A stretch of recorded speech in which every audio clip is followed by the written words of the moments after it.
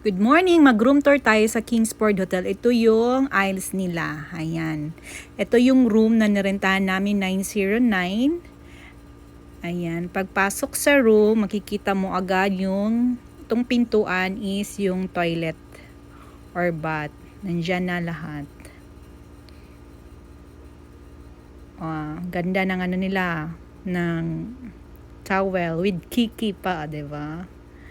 Ayan. Yung CR lang nila guys is ano lang siya, shower curtain. Wala yung glass na kadalasan nating makikita. Ito pala ay nasa harap ng Okada Hotel.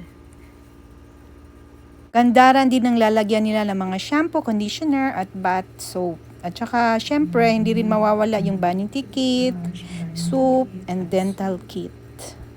Ayan, mura lang po siya dito compare syempre sa Okada, napakamahal. Pero maganda yung location dito.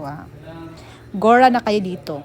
Dito na naman tayo sa bed na area. Ayan, malaki naman yung bed. Ano siya, I think queen's bed yan. May free chinelas sila. At saka syempre meron silang safe box.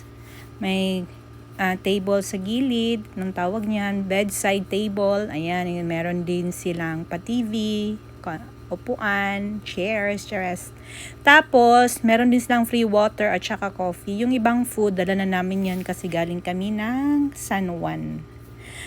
At itong sa sa terrace ba ito? O, yan, sa bintana. O, terrace nila, yan ang harap.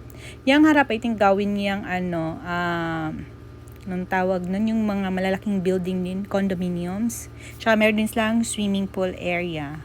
Free kayong magligo dyan, basta naka-check-in kayo dito sa sa hotel.